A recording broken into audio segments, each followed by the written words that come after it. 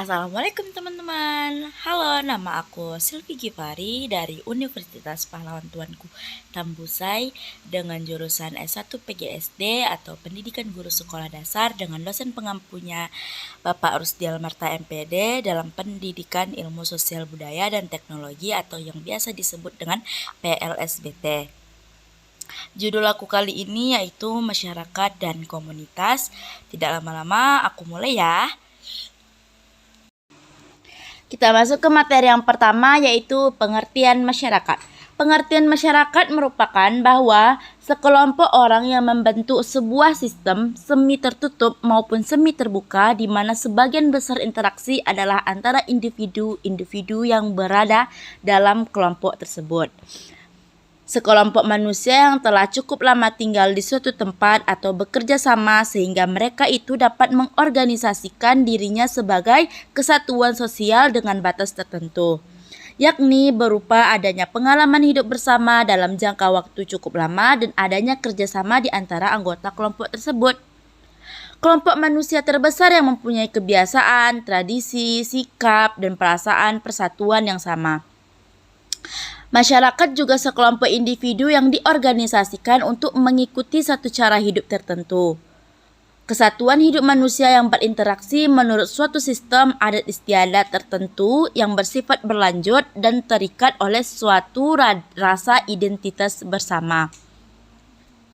Masyarakat juga kelompok-kelompok makhluk hidup dengan realitas-realitas baru yang berkembang menurut hukum-hukumnya sendiri dan berkembang menurut pola perkembangannya juga sendiri. Manusia diikat dalam kehidupan kelompok karena rasa sosial yang serta-merta dan kebutuhan. Masyarakat juga terbentuk karena setiap manusia menggunakan perasaan, pikiran, dan hasratnya untuk berinteraksi terhadap lingkungannya. Hal tersebut menunjukkan bahwa manusia adalah makhluk sosial yang secara kodrati saling membutuhkan satu sama lainnya. Kita masuk ke materi yang kedua yaitu proses terbentuknya masyarakat. Proses terbentuknya masyarakat ada 3 unsur yang harus terpenuhi diantaranya sebagai berikut. Yang pertama, terdapat sekumpulan orang, banyak orangnya atau lebih. Yang kedua, bermukim atau berdiam dia di suatu wilayah yang relatif lama, bertempat tinggal sudah lama di daerah itu. Yang ketiga, akibat dari hidup bersama dalam jangka waktu yang lama, itu menghasilkan kebudayaan berupa sistem nilai, sistem ilmu, pengetahuan, dan kebudayaan kebendaan. Kita masuk ke materi yang ketiga yaitu ciri-ciri masyarakat. Terdapat 6 dari ciri-ciri masyarakat, yaitu yang pertama, masyarakat adalah manusia yang hidup berkelompok, yaitu manusia hidup secara bersama dan membentuk kelompok. Kelompok inilah yang nantinya membentuk sebuah masyarakat. Yang kedua, melahirkan kebudayaan. Jika tidak ada masyarakat, maka tidak ada budaya. Begitupun sebaliknya. Yang ketiga, mengalami perubahan. Sebagaimana yang terjadi di dalam budaya masyarakat juga turut mengalami perubahan. Suatu perubahan yang terjadi karena faktor-faktor yang berasal dari masyarakat itu sendiri. Yang keempat, manusia yang berinteraksi. Salah satu syarat perwujudan dari masyarakat ialah terdapatnya hubungan dan kerjasama di antara ahli dan ini akan melahirkan interaksi. Yang kelima, terdapat kepemimpinan. Dalam hal ini, pemimpin adalah terdiri dari beberapa ketua keluarga, ketua kampung, ketua negara, atau yang lain-lainnya. Yang keenam, adanya stratifikasi sosial, yaitu meletakkan seseorang pada kedudukan dan juga peranan yang harus dimainkannya di dalam masyarakat tersebut. Kita masuk ke materi yang keempat yaitu unsur-unsur masyarakat. Unsur-unsur masyarakat ini terdiri dari 5 kecakupan. Yang pertama yaitu orang-orangnya yang banyak atau di suatu penduduk tersebut atau di suatu desa tersebut memiliki banyak orang. Yang kedua yaitu golongan sosial yang mana kelompok dalam masyarakat tersebut didasarkan atas ciri-ciri umum. Baik itu ciri-ciri yang objektif ataupun tidak objektif. Maksud objektif di sini sesuai pernyataannya yang fakta atau tidak yang fakta. Dan kita masuk yang ketiga, yaitu perkumpulan asosiasi. Perkumpulan asosiasi ini terjadi karena kesatuan manusia yang dibentuk secara sadar untuk tujuan-tujuan khusus. Yang keempat, kelompok sosial.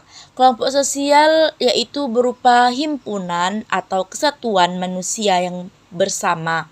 Terdapat hubungan timbal balik, saling mempengaruhi sehingga timbul suatu kesadaran untuk saling menolong di antara mereka. Yang kelima yaitu pranata sosial. Pranata sosial ini terwujud dari berbagai respon yang diformulasikan dan disistematiskan dari segala kebutuhan hidup. Kita masuk ke materi yang kelima, yaitu tipe-tipe masyarakat. Tipe-tipe masyarakat itu dibedakan menjadi dua, yaitu ada masyarakat terbuka dan masyarakat tertutup. Masyarakat terbuka ialah masyarakat yang mau menerima perubahan, baik perubahan budaya maupun perubahan teknologi dari segala macam perubahan yang terjadi di lingkungannya. Dalam menerima perubahan pada masyarakat terbuka ini dibedakan menjadi dua kelompok pula, yaitu masyarakat yang menerima perubahan dengan seleksi dan masyarakat yang menerima perubahan tanpa seleksi. Apa maksudnya nih? Nah, masyarakat yang menerima perubahan dengan seleksi adalah perubahan yang ada disikapi dengan selektif. Artinya, perubahan yang membawa dampak positif bagi nilai-nilai di masyarakat akan diterima dengan tangan terbuka. Sebaliknya, perubahan yang dapat menimbulkan rusaknya norma-norma sosial yang telah ada akan ditolak keberadaannya.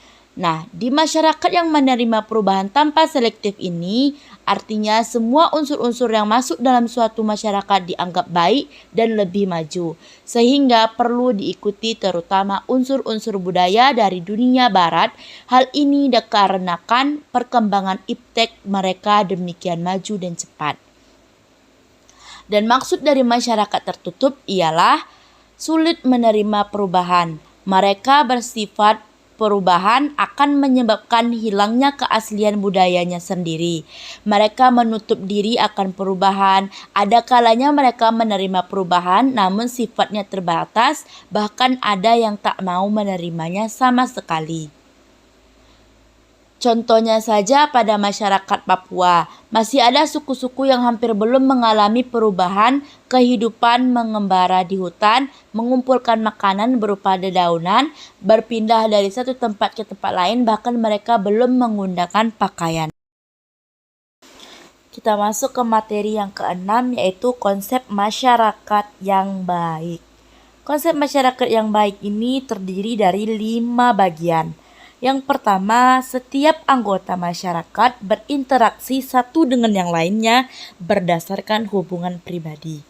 Yang kedua, memiliki otonomi, kewenangan, dan kemampuan mengurus kepentingan sendiri. Yang ketiga, memiliki viabilitas, suatu kemampuan untuk memecahkan masalah sendiri. Dan yang keempat, di dalam masyarakat bisa terjadi konflik. Oleh sebab itu, diperlukanlah sebuah kemampuan untuk manajemen konflik. Dan yang terakhir yaitu yang kelima, kesempatan setiap anggota untuk berpartisipasi aktif dalam mengurus kepentingan bersama. Nah, itulah maksud dari masyarakat ini. Banyaknya manusia, banyaknya makhluk hidup yang berakal di dunia ini pada suatu daerah itu merupakan suatu masyarakat atau biasa yang disebut masyarakat pada sekelompok bagian tertentu. Sampai sini teman-teman paham ya apa maksud dari masyarakat tersebut. Jadi sekarang kita masuk ke materi selanjutnya atau pembahasan selanjutnya, yaitu sebuah komunitas atau materi komunitas. Kita masuk kepada pembahasan selanjutnya, yaitu komunitas. Teman-teman pasti banyak yang tahu komunitas itu seperti apa. Tapi ada yang tahu nggak nih maksud dari komunitas itu sendiri apaan? Nah, tak jarang kita temui komunitas di suatu daerah atau di suatu tempat atau sekalipun di tempat terpencil. Komunitas merupakan kelompok atau grup dari beberapa orang yang memiliki minat atau tujuan yang sama dan umumnya terbentuk karena 4 faktor, yaitu komunikasi, tempat yang disepakati bersama untuk bertemu, ritual dan kebiasaan, serta influencer atau saling memberi pengaruh. Dan komunitas ini sekelompok orang yang saling peduli satu sama lain lebih dari yang seharusnya, di mana dalam sebuah komunitas itu terjadi relasi pribadi yang erat antar para anggota komunitas tersebut karena adanya kesamaan, ketertarikan, ataupun nilai pada sesuatu. Dan dapat disimpulkan bahwa komunitas adalah suatu kelompok sosial di suatu masyarakat yang terdiri dari beberapa individu yang saling berinteraksi pada lingkungan tertentu dan umumnya memiliki ketertarikan pada habitat yang sama. Suatu komunitas dapat terbentuk karena adanya keinginan untuk mencapai tujuan tertentu yang telah disepakati. Dan jenis komunitas itu terbagi menjadi 3. Komunitas berdasarkan minat. Yang pertama, komunitas berdasarkan minat. Komunitas ini jenis komunitas yang terbentuk karena adanya kesamaan minat atau ketertarikan para anggotanya masing-masing. Yang kedua yaitu komunitas berdasarkan lokasi. Komunitas ini biasanya terbentuk karena adanya kesamaan lokasi atau tempat secara geografis. Contohnya komunitas desa, kota, ataupun berdasarkan daerah tertentu.